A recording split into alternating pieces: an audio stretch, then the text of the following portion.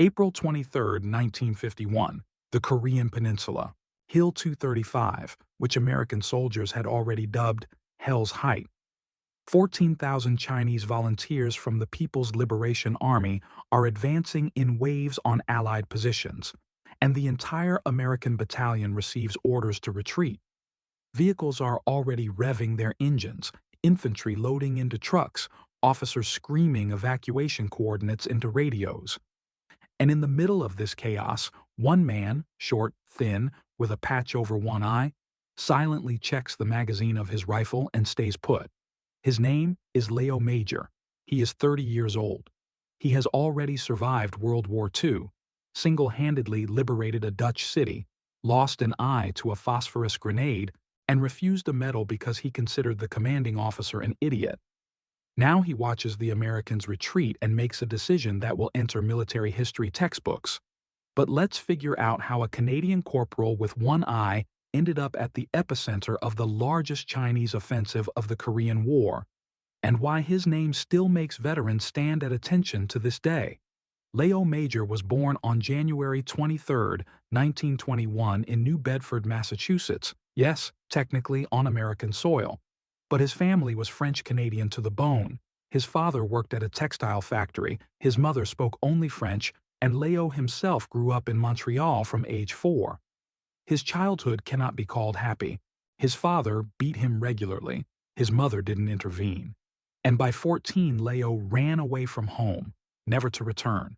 He worked as a loader, lumberjack, mechanic, any job that provided food and a roof over his head. By 18, he was a wiry, angry young man who didn't trust authority and relied only on himself. When Canada declared war on Germany in September 1939, Léo didn't hesitate for a second. He volunteered for the Régiment de la Chaudière, a French-speaking unit from Quebec. And here begins the first paradox of Léo Major's story. He hated discipline. He despised officers. He constantly violated regulations, fought with fellow soldiers, and once nearly faced court-martial for insubordination. In any other army, he would have been a liability. But the Canadian Army of World War II had one peculiarity that Americans never understood. It knew how to use people like him. The Régiment de la Chaudière was part of the 3rd Canadian Division, the same one that would land on Juno Beach on June 6, 1944. But until that moment, 4 years of training in England remained, and Léo Major spent them productively. He became a sniper. He mastered hand-to-hand combat. He learned to move silently in any conditions, a skill called deer hunting in Quebec and reconnaissance in the Army. By the time of the Normandy landing, Léo was one of the most dangerous soldiers in his regiment, but the real legend began to emerge not on June 6, but several weeks later. July 1944. Normandy. Allied forces are bogged down in endless battles over hedgerows. Bocage, as the French called this terrain. Every field is surrounded by earthen embankments, every embankment a perfect defensive position for the Germans. Progress was measured in meters per day, losses in thousands per week. Léo Major and another Canadian scout named Willie Arsenault received orders: infiltrate behind German lines and capture a tongue, a live soldier for interrogation. A standard operation that usually requires a squad of 8 to 10 men. They were given a partner. 2. Into territory where every bush could hide a machine gun nest. What happened next, Léo later described with typical Quebec indifference. We found a patrol, Willie distracted them, I came from behind. In reality, 2 Canadians ambushed a group of 8 German soldiers. Arsenault opened fire with his submachine gun, drawing attention, while Major flanked the position and attacked from the rear with knife and rifle butt. When the fight ended, 4 Germans lay motionless, 4 surrendered. 2 Canadians brought all 4 prisoners back to their positions. Command was shocked, not by the brutality, they were used to that, by the efficiency. 2 men did the work of an entire squad without losing anyone and without raising an alarm. They wanted to recommend Léo Major for an award. He refused, said he was just doing his job. This was only the first strike in a series of events that would transform a Quebec troublemaker into a living legend. July 8, 1944. Caen, France. The city that the Allies planned to take on the first day of the landing is still in German hands. British and Canadian units are engaged in bloody street fighting for every block. Casualties are horrific. Some battalions lose up to 30% of their personnel in a single day. Léo Major and his squad are advancing down a destroyed street when a German phosphorus grenade explodes a few meters from him. White phosphorus is one of the most terrifying substances in war. It burns at over 1,000 degrees, cannot be extinguished with water, and burns flesh down to the bone. Burning particles hit Léo in the face, and his left eye stopped seeing forever. Any other soldier would have been immediately evacuated. Any other army, discharged and sent home with an honorable pension. But the medics hadn't even finished bandaging when Léo got up from the stretcher. Quote 6, he said. Command tried to insist on evacuation. Léo replied that if they sent him to the rear, he would escape and return. Given his record of disciplinary violations, no one doubted he would. He was allowed to stay. The one-eyed sniper returned to the front line 2 days after being wounded. But the real feat that inscribed Léo Major's name in history in golden letters didn't happen in Normandy. It happened in Holland, on the dark night of April 13, 1945, in the city of Zwolle. By spring 45, Germany was already in its death throes. Allies were advancing on all fronts. Berlin was under siege, and every sensible German officer understood the war was lost. But some SS and Wehrmacht units continued fighting with the fanaticism of the doomed. The city of Zwolle in eastern Netherlands was held by a garrison of approximately 1,000 German soldiers, and Canadian command was preparing a massive artillery barrage before the assault. The problem was that the bombardment would inevitably destroy the city itself. Zwolle was an ancient Dutch settlement with a history stretching back to the Middle Ages. Thousands of civilians were hiding in basements, awaiting liberation. The bombardment would kill them along with the Germans.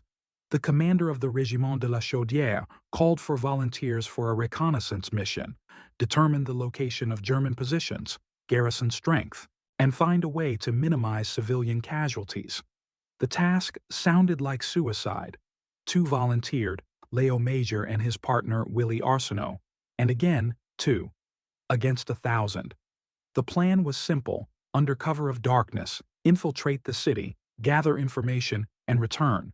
Don't engage in combat unless absolutely necessary. Don't attract attention. Come back alive. Léo and Willie crossed German lines around midnight. They moved through fields and gardens, avoiding patrols, using every shadow and every rustle of wind for cover. By 1 in the morning, they reached the outskirts of Zwolle and began moving through the dark streets. That's when everything went wrong. A German patrol of 3 soldiers came around a corner right into them.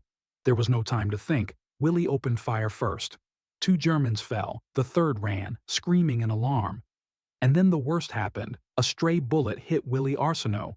He was still alive but couldn't move. Léo dragged him into the nearest doorway and realized his partner wouldn't make it to dawn.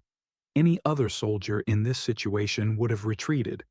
Mission failed, partner dying, Germans on alert. The only sensible option: make it back to friendly lines while there was still a chance. Léo Major was not a sensible man. He left Willie in cover, checked his ammunition, 4 magazines for his Sten gun, about 20 grenades, a pistol, and a knife, and made a decision that military historians still debate today. He didn't retreat. He didn't wait for reinforcements. He decided to liberate Zwolle himself. 1 man, 1 night, 1,000 enemies. Léo's tactics were as insane as they were brilliant. He began moving through the city, attacking German positions from different directions. He would throw grenades at one checkpoint, then run several blocks and open fire on another. He set fire to vehicles and buildings, creating the illusion of a massive assault. He shouted orders in French, a language incomprehensible to Germans that could pass for Dutch or even English in the chaos of battle.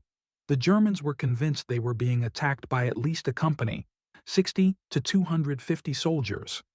They couldn't understand where the attack was coming from because the attack was coming from everywhere simultaneously. One madman with grenades was racing through the city, turning the night into hell. But this was only the beginning. Around 3 in the morning, Leo stumbled upon a building housing the German garrison headquarters.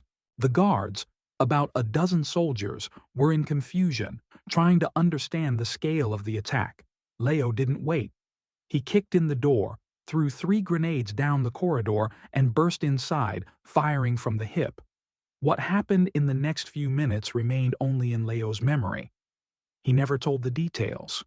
All that's known is that when the smoke cleared, the headquarters was in ruins, and the surviving German officers realized resistance was pointless.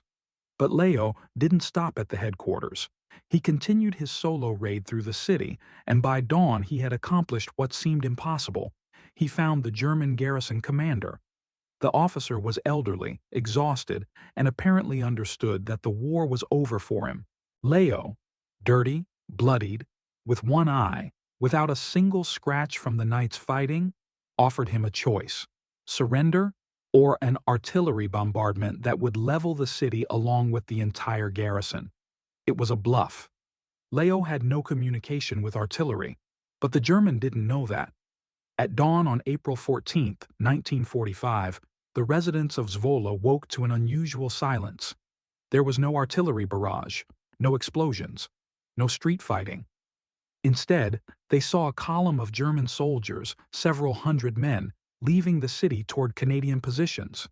They were going to surrender.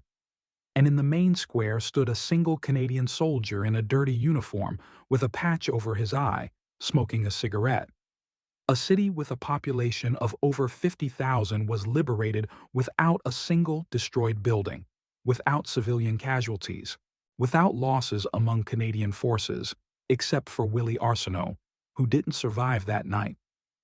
Léo Major was recommended for the highest award, but which one exactly became a matter of bureaucratic confusion. The British wanted to give him the Victoria Cross, the Canadians, the Military Cross. In the end, he received the Distinguished Conduct Medal, and again refused the award, this time for a different reason. Quote 7, Leo explained later. Quote 8. It was the most Canadian refusal of an award in history. The war ended 3 weeks later. Léo Major returned to Quebec, but civilian life proved harder for him than any battle. He worked various jobs, married, divorced, married again. He drank. He fought in bars. He couldn't explain to anyone, not his wife, not his children, not his friends, what it meant to be a man who had single-handedly liberated a city. And then Korea began. On June 25, 1950, North Korean forces crossed the 38th parallel and invaded South Korea. The UN immediately assembled a coalition to repel the aggression, and Canada, despite having reduced its army to a minimum after World War II, sent volunteers. Léo Major didn't hesitate for a second. He was 29 years old. He had one eye, he had a family, he had a job, and none of it mattered. He enlisted in the Royal 22nd Regiment, the legendary quote underscore 9 underscore an elite French-speaking unit of the Canadian Army, and in November 1950 sailed for Korea. American soldiers who met the Canadian contingent in Busan didn't hide their skepticism. After the catastrophic retreat from the Yalu River, after Chinese volunteers literally swept UN forces from the northern peninsula, after the massacre at Chosin Reservoir, Americans were demoralized and exhausted. And here come some Canadians, a small contingent from a country that half of American draftees couldn't point to on a map. Quote 11 recalled one of Leo's comrades, "Until they saw how we fight." The winter of 1950 to 51 in Korea was one of the harshest in the peninsula's history. Temperatures dropped to minus 40 degrees. Equipment failed. Weapons froze. Soldiers got frostbite faster than wounds. The Chinese army seemed to ignore the cold. They came in waves, hundreds of thousands of infantry in quilted jackets, with outdated rifles, but with absolute willingness to die for Mao. Canadians adapted faster than Americans. Quebec lumberjacks and hunters knew cold. They knew how to move silently through snow. They knew how to survive when the thermometer showed the impossible, and they brought with them tactics they had perfected in World War II, the tactics of night raids. Léo Major became an instructor. He taught young Canadian soldiers what he had learned in Normandy: how to move in darkness, how to use a knife instead of a rifle, how to turn the enemy's fear into your main weapon. American officers came to his sessions and shook their heads: too brutal, too risky, too uncivilized. War is not a civilized occupation, Léo replied. By April 1951, the situation on the front had stabilized. UN forces had stopped the Chinese offensive and begun slowly recapturing territory. But Chinese command was preparing a new strike, the so-called Spring Offensive, the largest operation since the war began. On April 22nd, Chinese forces attacked along the entire front. The main blow fell on the Imjin River Valley, where British, Belgian, and South Korean units held the defense. But one of the fiercest battles unfolded to the east at Hill 235, a position held by an American battalion and a company from Canada's Royal 22nd Regiment. 14,000 Chinese soldiers from the 64th Army of the PLA began their assault at sunset. They came in waves, to the sound of bugles and whistles, ignoring casualties. American artillery worked at maximum capacity, but there weren't enough shells. By midnight, the Chinese had broken through the first line of defense. And then American command made the decision to retreat. The order was clear: organized withdrawal to prepared positions in the rear. Preserve personnel, regroup, counterattack at dawn. Standard tactics, refined over months of fighting. But for Léo Major, this order meant one thing: abandon the hill to the enemy. He watched American soldiers loading into trucks. He saw panic in the eyes of young draftees. Many of them were experiencing their first real human wave attack. He heard officers screaming evacuation orders. And then he turned to his squad, 17 Canadians from Quebec, whom he had trained for the past months, and said, "Whoever wants to can leave with the Americans. Whoever stays, grab grenades." All 17 stayed. What happened over the next several hours entered history as the defense of Hill 235. Though defense is too mild a word for the hell that 18 Canadians unleashed on 14,000 Chinese soldiers. Léo wasn't planning to defend. He was planning to attack. The tactics were the same as in Zwolle: constant movement, strikes from unexpected directions, creating the illusion of greater numbers. But this time he had 17 men, not just himself. And this time, the enemy wasn't a demoralized German garrison, but fanatical Chinese infantry ready to walk over their comrades' corpses. The Canadians split into groups of 3 and began their dance with death. The first Chinese attack drowned in grenade fire. Léo and 2 of his men positioned themselves on the flank, let the forward wave pass, and struck at the rear, cutting off the attackers from reinforcements. The second group worked from the other flank, creating crossfire. The third group mined approaches and set traps. The Chinese couldn't understand what was happening. According to all intelligence, only a small rearguard remained on the hill, a few dozen soldiers at most. But fire was coming from everywhere. Grenades flew from the darkness. Every time they concentrated forces for a breakthrough, the strike came from an unexpected direction. By 3 in the morning, Chinese command was convinced that at least a battalion was defending the hill, 300 to 1,000 soldiers. They requested reinforcements and artillery support. The offensive stopped. 18 men stopped 14,000. But the real madness began at dawn. Léo gathered his men. By this point, 2 were wounded, but all alive, and announced they were going on a counterattack. 17 Canadians against several thousand Chinese who had dug in at the base of the hill. Any other officer would have been relieved of command for such an order.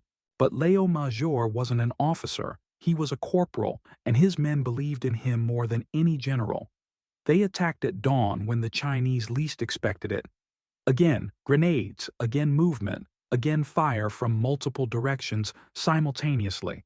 Chinese soldiers, exhausted from the night's fighting, began to retreat, first slowly, then faster, then to run. By 8 in the morning on April 23, 1951, Hill 235 was completely in Canadian hands. When American forces returned to their positions, after command realized there was nowhere left to retreat, they found 18 Canadians calmly brewing coffee at the top of the hill. Around the positions lay the bodies of Chinese soldiers, hundreds of bodies. The Canadians had lost 0 men killed. The American colonel who had commanded the retreating battalion approached Léo Major and asked how this was possible. Léo looked at him with his one eye and shrugged. "We didn't receive orders to retreat." It was a lie, and both knew it. But it was the kind of lie that saves reputations and closes uncomfortable questions. The American colonel nodded and left. A report about the heroic defense of Hill 235 by a Canadian unit with American support was sent to headquarters that same day. Léo Major received his second Distinguished Conduct Medal for this operation, becoming one of only 3 Canadians in history to be awarded this medal twice. At the presentation ceremony, he again tried to refuse, but this time command didn't give him that option. He returned to Canada in 1953 when the Korean War ended in armistice. He was 32 years old and already twice a legend, the hero of Zwolle and the hero of Hill 235. But Canada is a strange country. It honors its heroes quietly, almost shyly. Léo Major didn't become a national celebrity. He didn't write memoirs. He didn't give interviews. He just lived in Montreal, worked, raised his children, and sometimes, very rarely, told war stories to those who knew how to listen. In 1970, when the October Crisis erupted in Quebec, a terrorist group called the FLQ kidnapped a British diplomat and killed a provincial government minister. Prime Minister Trudeau sent federal troops into the province. Léo Major was 49 years old. He watched soldiers patrolling the streets of his hometown and shook his head. "I fought for freedom," he told a journalist who happened to recognize him in a bar. "And now tanks on the streets of Montreal. Maybe we liberated the wrong country." This was the only political quote from Léo Major in his entire life. He passed away on October 12, 2008, at the age of 87. Hundreds of people came to his funeral. Veterans, politicians, ordinary citizens. The city of Zwolle sent an official delegation. Holland, the country he had liberated, mourned him as a national hero. Canada, the country he fought for, barely noticed his passing. A few obituaries in the newspapers, a short segment on CBC, and silence. This is perhaps the most Canadian thing that could happen to a man who single-handedly liberated a city and with 17 comrades stopped 14,000 enemies. But Léo Major's story is not just the story of one man. It's the story of an entire generation of Canadian soldiers that the world preferred to forget. World War II in the public consciousness is America's story. Hollywood did everything to make us remember Omaha Beach and Bastogne, Iwo Jima and Okinawa, American Rangers, American Marines, American paratroopers, heroes of countless films, books, and video games. And Canadians? Canadians are extras in the background, if they appear at all. But the truth is that the Canadian Army in World War II, per capita, suffered more casualties than the American one. Canadians landed on Juno Beach on June 6 and advanced further than any Allied force on the first day. Canadians liberated the Netherlands. Canadians stormed the quote 24 in Italy. Canadians made up half of the quote 25, the legendary 1st Special Service Force, from which the Green Berets and Navy SEALs later evolved. And Canadians, according to German POW testimonies, were the most terrifying soldiers on the Western Front. Why? The answer is simple and frightening at the same time. Canadians were volunteers. When Canada declared war on Germany in September 1939, it had no conscript army. Every soldier who put on a uniform did so by choice. These were people who wanted to fight: hunters, lumberjacks, miners, fishermen, people who knew how to survive in harsh conditions, people who weren't afraid of blood. American draftees, many of whom picked up a weapon for the first time in basic training, were often shocked by how Canadians fought. Night raids with knives instead of bayonets, capturing prisoners in small groups instead of massed attacks, categorical refusal to take prisoners after Germans executed Canadian POWs in Normandy. "They fight like Indians," one American officer wrote in his diary. He meant it as a compliment. Léo Major was the quintessence of this style. He wasn't a hero in the Hollywood sense, handsome, noble, playing by the rules. He was a predator, a hunter, a man who understood the fundamental truth of war. Rules are made for those who can afford the luxury of following them. When Americans retreated from Hill 235, they were following the rules. Organized withdrawal against superior enemy forces. That's standard tactics, approved by all textbooks. Léo Major threw out the textbooks back in Normandy, and that's precisely why his name is still remembered in Holland and forgotten in America. That's why his story seems like fiction to those accustomed to Hollywood wars. That's why 18 Canadians could stop 14,000 Chinese soldiers, because they didn't know it was impossible. Today, if you visit Zwolle, you'll find a street named after Léo Major. Every year on April 14th, the city celebrates the anniversary of its liberation. Dutch children know the story of the one-eyed Canadian who saved their grandfathers and great-grandfathers. In Canada, his name is gradually becoming better known, thanks to the internet, documentaries, and people who don't want such stories to disappear. But Léo Major's main legacy is not in monuments and street names. It's in the simple truth he proved twice. In Zwolle and on Hill 235, one man who refuses to retreat can change the course of history. Even if that man is a one-eyed Canadian who spent his whole life hating authority and refusing medals, especially if that man is such a person. When Léo Major was asked what he felt that night in Zwolle when he was alone against 1,000 Germans, he always answered the same way. Fear? No. Fear is when you don't know what to do. I always knew. When asked why he didn't retreat from Hill 235 with the Americans, he shrugged. Simple words, simple philosophy, simple man. A man who twice did the impossible, and both times shrugged as if it were the most ordinary thing in the world. Canadians don't like to brag. It's part of the national character. But sometimes, very rarely, someone appears whose deeds speak louder than any words. Léo Major was such a man. And when the American army ran, he stayed. This is a story Hollywood will never make. It's too uncomfortable. It shows American soldiers in an unflattering light. It makes the hero not an American, not a Brit, but a French-Canadian from Quebec with a name unpronounceable for English-speaking audiences. But this is a story that needs to be remembered. Because real heroes rarely look the way we'd like them to. They don't give pompous speeches. They don't pose for cameras. They just do what they must, even when the whole world tells them it's impossible. Léo Major did the impossible his entire life.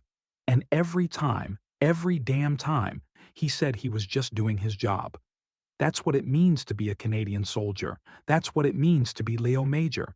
And that's why, when 14,000 Chinese soldiers attacked Hill 235, the American army retreated, and one Canadian stayed.